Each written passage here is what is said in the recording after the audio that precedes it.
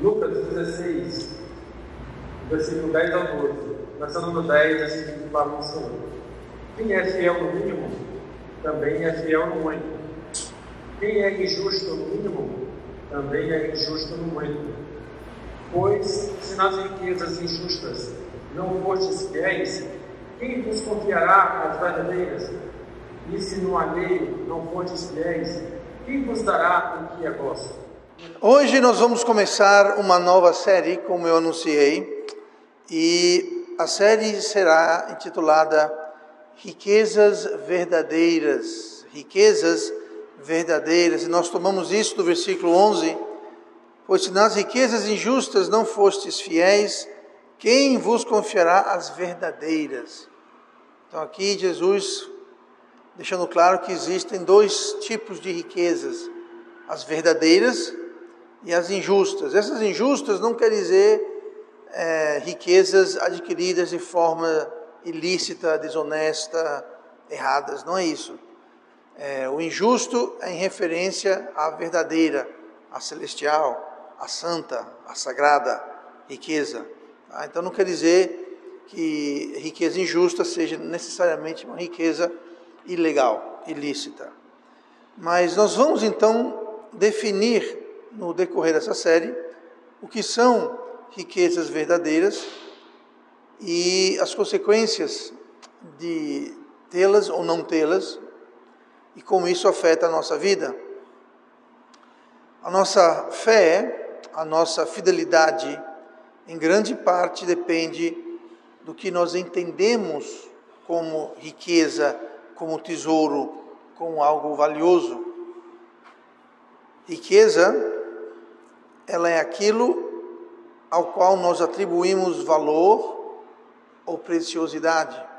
Muitas vezes tem algo que não tenha grande valor para a maioria das pessoas, mas para você, talvez tenha um valor sentimental, um valor nostálgico, talvez a memória de alguém, um presente, e apesar de não ser muito valioso, foi lhe dado por uma pessoa muito querida, talvez uma pessoa, um familiar, um amigo, mas é aí que está o valor das coisas. Não necessariamente se trata de algo financeiramente valioso, mas a nossa fé vai ser afetada pela nossa percepção do que é precioso.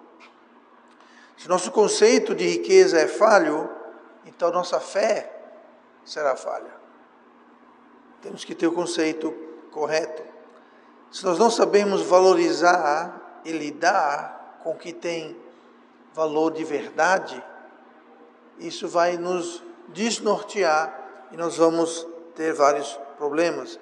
Como Jesus falou lá em Mateus 7 e versículo 6, que diz: não deis aos cães as coisas santas, nem deiteis aos porcos as vossas pérolas. Não aconteça que os pisem com os pés e, voltando-se, vos despedacem. O porco não entende o que é uma pérola. O porco está interessado em grãos, ervilha, feijão, comida, enfim. Ele não tem conceito e não atribui valor algum a uma pérola. Então, quando você joga pérolas aos porcos, ou, como ele falou aqui, não deis aos cães as coisas santas, coisas preciosas, o que vai acontecer é que ele vai tentar comer aquela pérola, vai perceber que não é comida, provavelmente vai machucar ou quebrar os seus dentes ao mastigar uma pérola, que é dura, uma pérola nada mais é do que uma calcificação, ou seja, se torna uma espécie de uma rocha. Então o porco vai lá pensando que aquilo é uma coisa e é outra. Ele não sabe que é pérola, ele não tem conceito de pérola, ele vai pensando que é um grão, um alimento. E ao morder, ele se machuca e o resultado, e voltando-se, vos despedacem. Então não só o porco não quer saber da pérola, ele vai atacar, vai agredir, vai se revoltar contra aquele que deitou as pérolas para ele.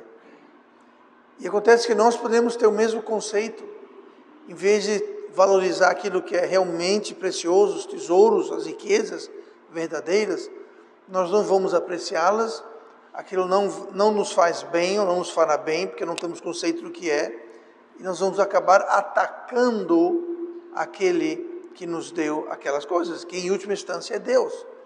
Por isso que o mundo, em grande parte, é revoltado contra Deus.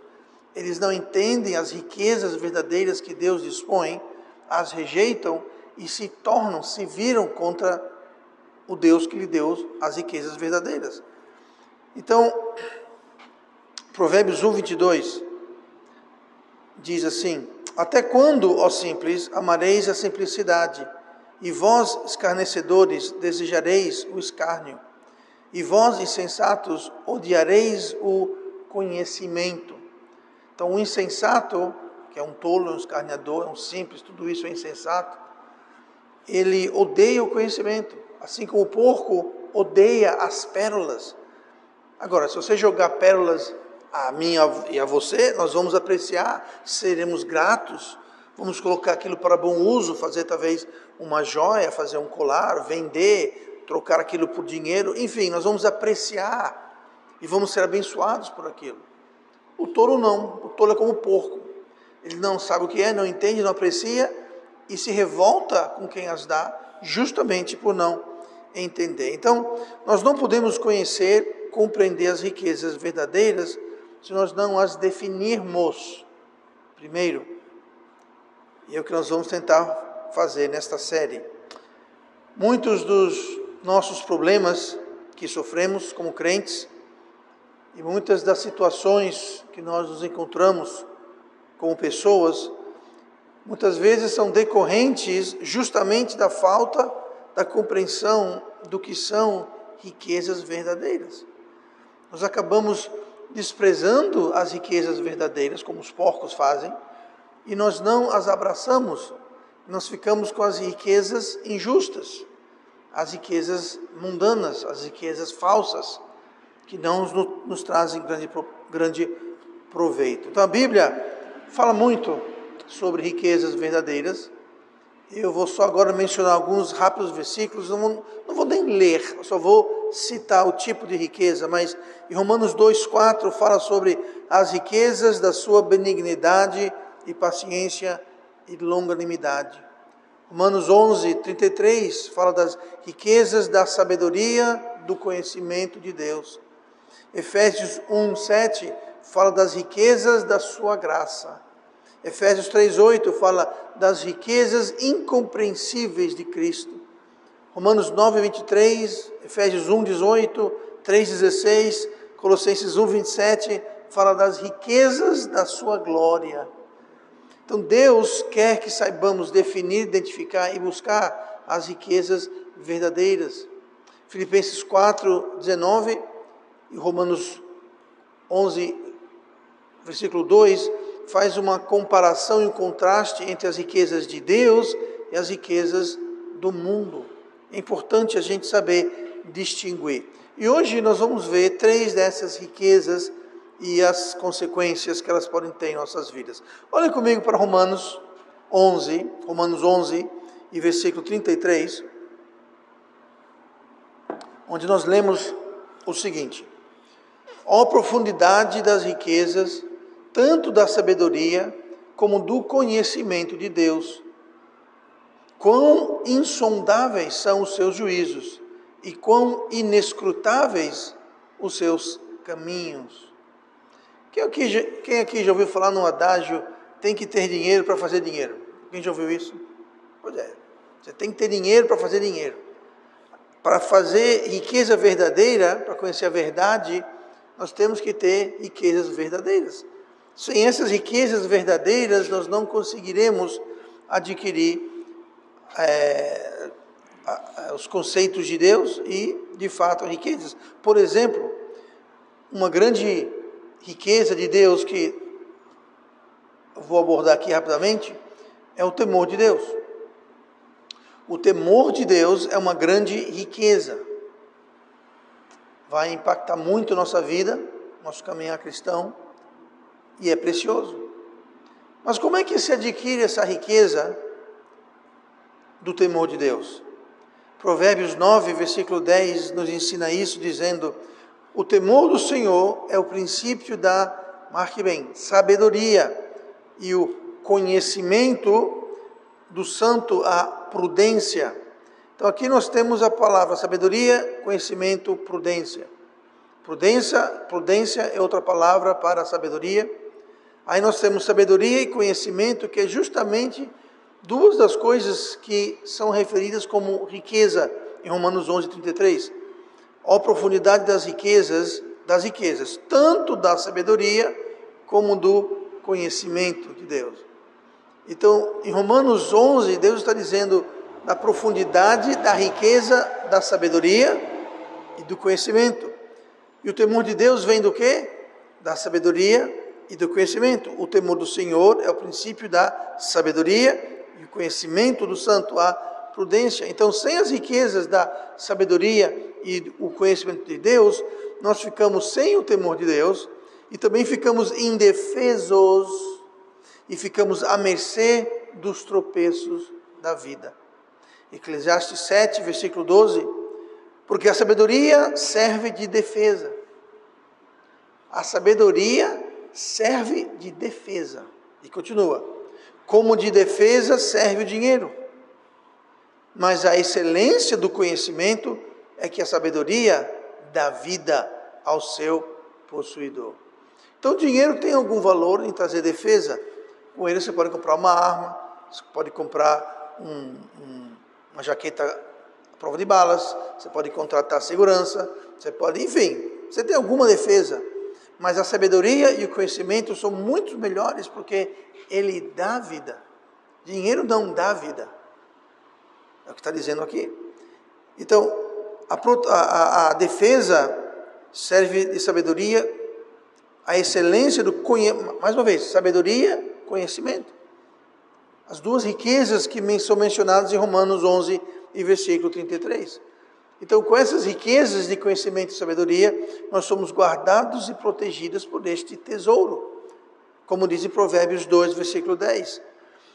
Pois quando a sabedoria entrar no teu coração, e o conhecimento for agradável à tua alma, o discernimento te guardará, e a inteligência te conservará, para te afastar do mau caminho e do homem que fala coisas perversas. Tudo isso vem de onde? Conhecimento e sabedoria, que são listadas como riquezas em Romanos 11, 33. Riquezas profundas. Então, quando a gente abre mão por não reconhecer, quando a gente trata as pérolas, as coisas santas, como conhecimento e riqueza, da mesma forma que os porcos tratam as pérolas, nós ficamos desprovidos de proteção e livramento. Então, a riqueza do conhecimento e da sabedoria. Olha comigo no versículo 4 de Romanos 2, onde nós vemos a próxima riqueza, que diz assim: ou desprezas tu as riquezas da sua benignidade e paciência e longanimidade. Então veja bem, são 3 riquezas que Deus disponibiliza dele para nós. Ou desprezas, marque bem a palavra desprezas. Ou desprezas tu as riquezas da sua benignidade e paciência e longanimidade, ignorando que a benignidade de Deus te leva ao arrependimento. Ao arrependimento. Note que fala desprezas e depois fala ignorando que a benignidade de Deus te leva ao arrependimento. Se nós ignorarmos, se nós desprezarmos essas riquezas da bondade de Deus, da paciência de Deus, o que isso vai gerar em nossas vidas é justamente uma falta de arrependimento. E arrependimento é um tesouro, é valioso e é crucial para o crente que deseja ser abençoado por Deus. O crente que vive sem arrependimento está fadado a uma vida miserável, uma vida triste, uma vida sem bênção. Porque ele não conhece o arrependimento. E o arrependimento, o que nos leva ao arrependimento é justamente, como diz o versículo 4 de Romanos 2, é a benignidade, a paciência e a longanimidade. Se a gente desprezar, ignorar, não conhecer, não valorizar isso, nós não teremos arrependimento. E sem arrependimento, nós estamos encrencados. Não podemos ignorar, desprezar, desvaler essas 3 riquezas que Deus nos disponibiliza. E se não houver arrependimento em nossas vidas, não haverá mudança. Arrependimento é justamente mudança. Arrependimento no Novo Testamento é a palavra metanoia. Meta, mudança, noia, mente. Sem arrependimento não há mudança. Sem mudança não há crescimento. Nós continuamos crentes imaturos, bebês espirituais, porque nos falta o quê? Arrependimento, que vem de desprezar ou ignorar os tesouros, as riquezas verdadeiras. Sem essas riquezas, nós não crescemos, nós não amadurecemos e nós nos afastamos de Deus. E por fim, esfriamos para com Deus e as coisas de Deus. Zacarias 1:3.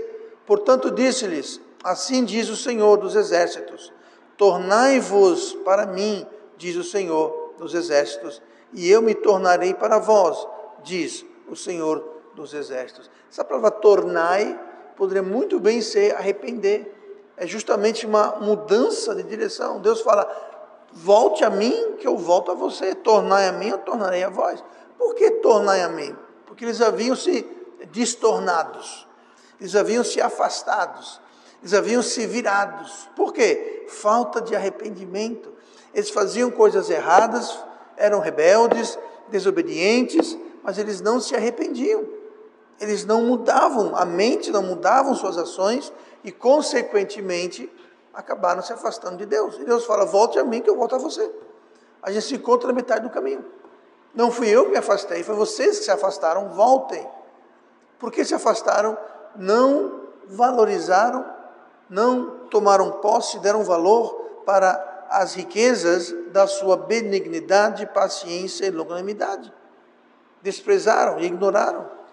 Sem arrependimento, nós não podemos ser zelosos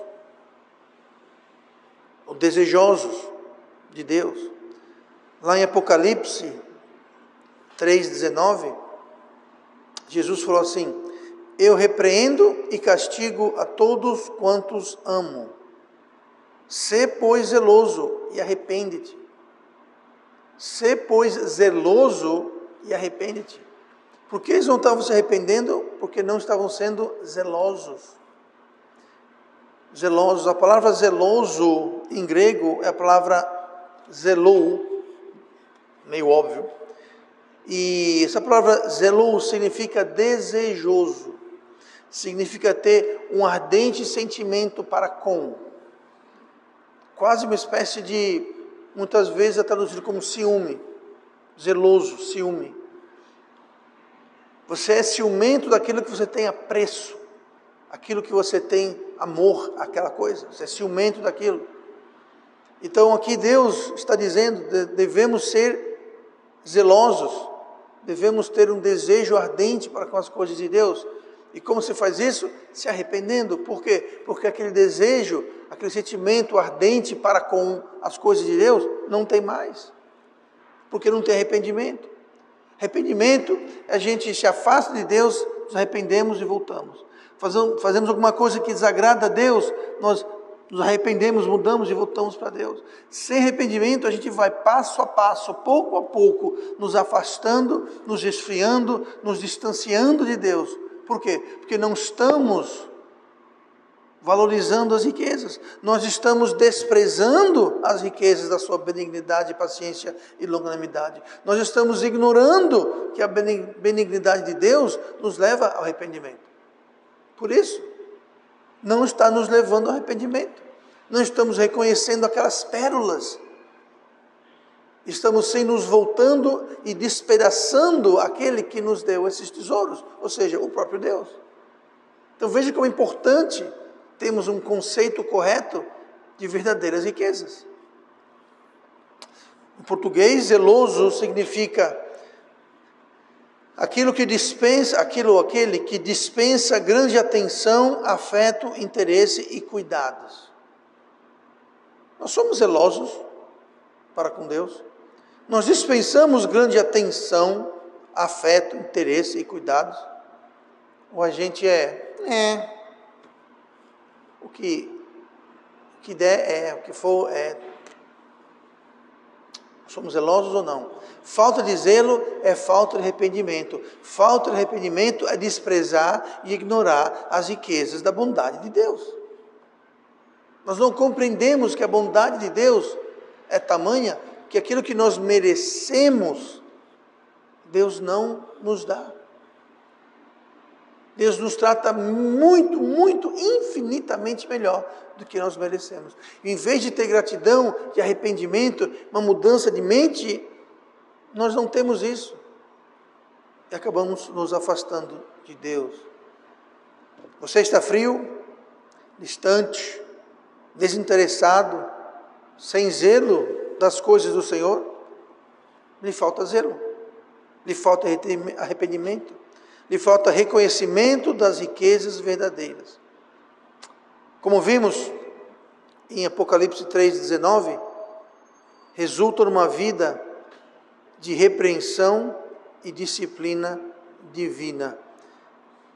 Lendo de novo Apocalipse 3,19. Eu repreendo e castigo a todos quantos amo. Sê, pois, zeloso e arrepende-te. Então Deus faz o quê? Ele repreende e castiga. Quando não há arrependimento da nossa parte, Deus faz o quê? Deus nos repreende. Deus nos castiga. Por quê? Não está sendo zeloso. Sê, pois, zeloso e arrepende-te. Porque Deus repreende e castiga a todos quanto amar. É o que nós vemos também em Hebreus 12, versículo 6. Porque o Senhor corrige o que ama e açoita qualquer que recebe por filho. Então, quando não há arrependimento, porque não tem zelo, porque não tem o reconhecimento das riquezas da bondade de Deus, nós teremos uma vida de repreensão e disciplina, de castigo de Deus. E não é isso que nós queremos. E quem ignora e despreza as riquezas de Deus, acha que vai ter algo bom. Troca as riquezas verdadeiras pelas riquezas injustas e acha que vai sair ganhando. Não vai. O crente não vai. Ele vai ter repreensão e castigo da parte de Deus. Olhe comigo para Colossenses 1, versículo 26. Estamos vendo aqui riquezas verdadeiras. Estamos começando a definir nessa primeira parte de hoje as riquezas. Colossenses 1, 26.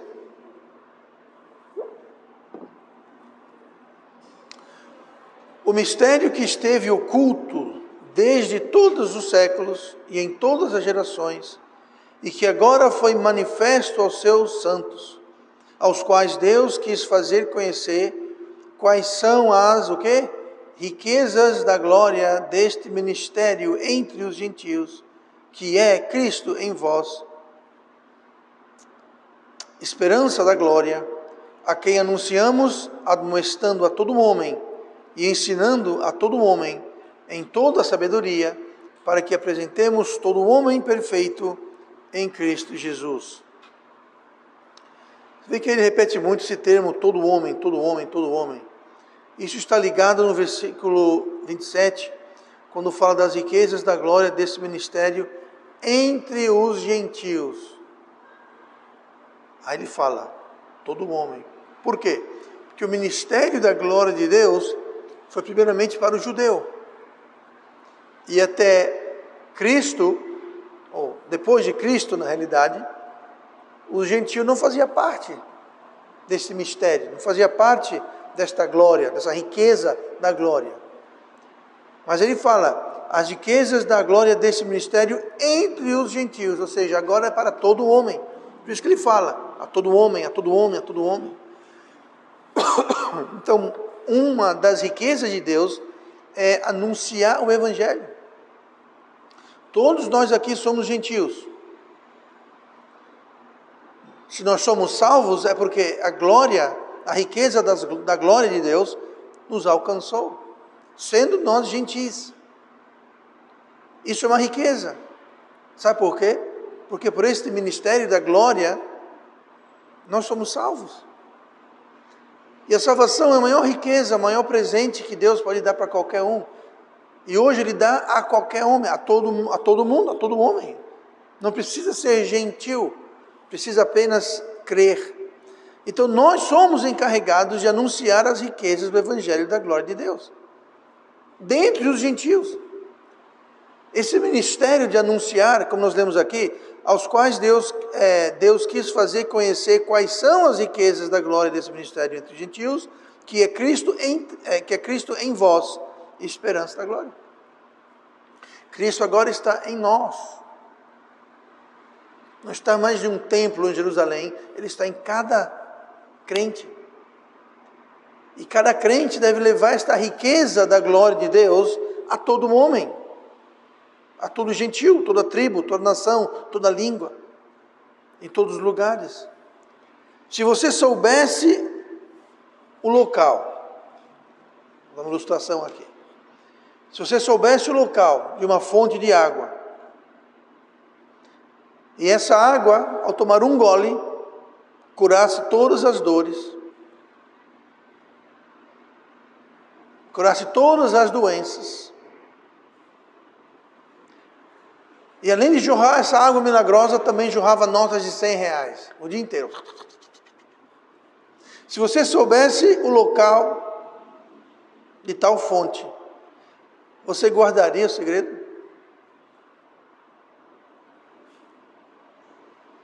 Você não contaria a ninguém?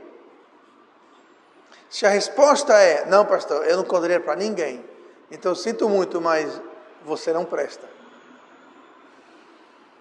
Se você tem o Júnior ali, ele não presta, porque já está se entregando ali, Júnior. Se você sabe de uma fonte de água que cura todas as doenças e alivia todas as dores, e você não conta para ninguém, ou só conta para alguns, gente, tem que sair por aí contando a todo mundo. Então, me diga uma coisa, nós não conhecemos as riquezas da glória de Deus? Nós não sabemos que agora essas riquezas da glória de Deus estão disponíveis aos gentios? Por que não estamos anunciando isso aos quatro ventos? Sabe por quê? Porque não estamos reconhecendo as verdadeiras riquezas. Estamos achando que isso é bonzinho, é legal. Não estamos entendendo essa verdadeira riqueza. E é uma riqueza verdadeira. Alguém que estava condenado a caminho do fogo eterno do inferno, pode ir para o céu. Se isso não é uma riqueza verdadeira, eu não sei o que é. Mas esta é uma riqueza. Anunciar a riqueza das glórias de Deus entre os gentios. Gente, antes de Cristo, isso não estava disponível aos gentios. O gentio tinha que se converter ao judaísmo. Não estava disponível. Hoje está disponível. Hoje, essa riqueza está disponível. Por séculos só estava disponível aos judeus, mas agora está aberto aos gentios. É só crer e receber. Como diz Romanos 10, 13. Porque todo aquele, gentio, judeu, grego, não interessa. Porque todo aquele que invocar o nome do Senhor será salvo. Como, pois, invocarão aquele em quem não creram? E como crerão naquele de quem não ouviram? E como ouvirão se não há quem pregue? Quem prega, pastor? Quem prega? Nós. Não é o pastor, é todo mundo. Como que eles vão invocar se eles não conhecem? Como invocar se eles não creem? Como creem que não conhecem? Como conhecer se nunca ouviram? Tem que ir pregar. E isso é uma riqueza. Uma riqueza. E quando nós não fazemos isso, quando nós não reconhecemos o valor verdadeiro dessa riqueza da glória de Deus entre os gentios, nós estamos de fato agindo como cães e porcos. Vou ler aqui o que Jesus falou, Mateus 7,6. Não dei aos cães as coisas santas, nem deiteis aos porcos as vossas pérolas. Não aconteça que as pisem com os pés e, voltando-se, vos despedacem.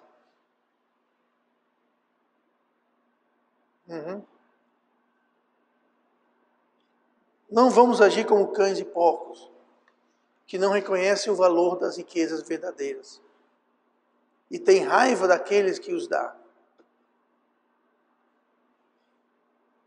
Hoje nós vemos 3 elementos cruciais da vida cristã. Essas 3 riquezas são tesouros preciosos, são coisas santas, como nós lemos agora há pouco. São de fato pérolas, mas muitos agem como os porcos de Mateus 6, desprezando, desvalorizando.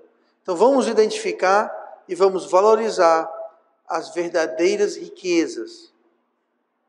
E semana que vem vamos voltar e ver outras riquezas e seus impactos.